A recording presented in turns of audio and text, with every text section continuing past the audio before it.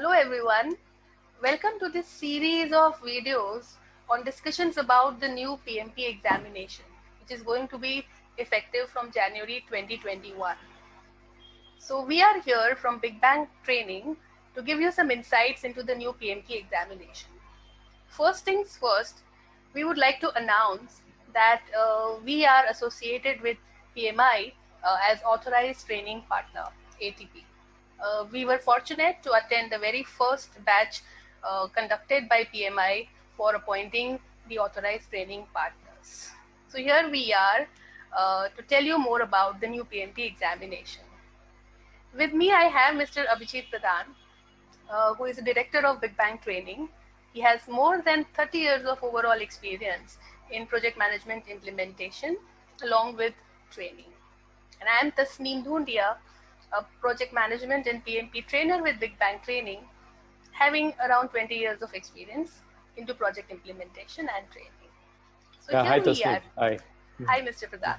Hi. So welcome to this series of interactions that we are going to conduct about the new PMP. Right, correct. So, Yeah.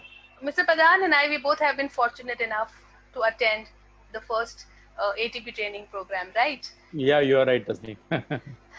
It was a great experience. Yeah. It was a great experience.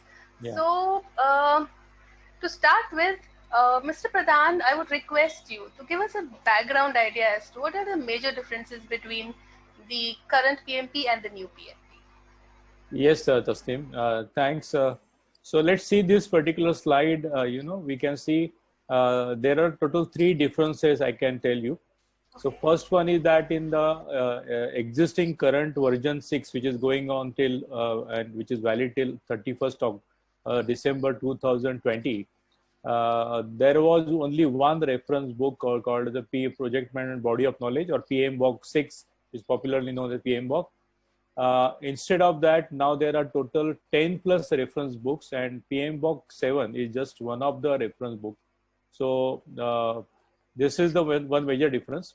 Yes. Second is that earlier there were total 13 chapters, and now there are only 5 chapters.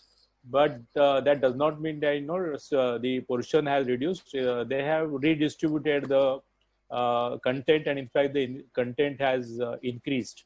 But it has been changed from 13 chapters to 5 chapters, which is really a major structural change. Is it a little bit similar to the 5 process groups that we had in the PMP framework earlier? Yeah, can you just explain once again, Tasneem, in detail? So basically, we had this project management framework, which was the crux of the framework 6. That is, we have this 5 process groups and 10 knowledge areas. Right. So these 5 process groups, are these 5 chapters a little bit similar to them? Not exactly. There is a lot of similarity. For example, earlier it was the initiating, planning, then executing, monitoring, control, and closing.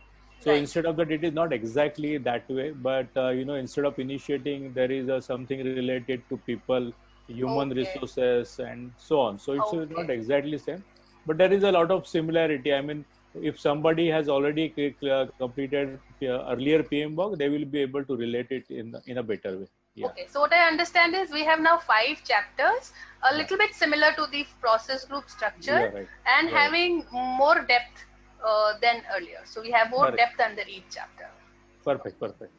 Then third is the earlier it was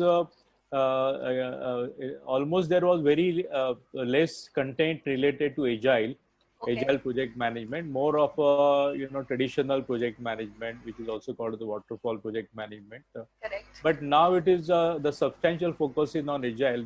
They say normally 50% agile and 50% of the traditional project management content is part of this particular the syllabus. And it is also important to understand the agile project management, because in nutshell, this particular book is valid both for IT industry and many other industries like construction industry, because construction industry is more dependent on the traditional project management. It is more suitable for traditional for industries like construction industry, whereas for IT industry, agile project management is more relevant. However, there is a concept called the hybrid project management, between which is the 50%. There is content of agile project management and traditional project management. So this is the nutshell. This is the difference. I Okay. hope it's clear now. Yeah, it's very clear now. So basically, these three major differences we see, and it seems like there is going to be a major change Right, from right. the That's current PMP. perfect. Okay, thank you so much, Mr. Pradhan, Yeah, for thank giving you. us this interesting Thank insights. you. Thank you. Thank you.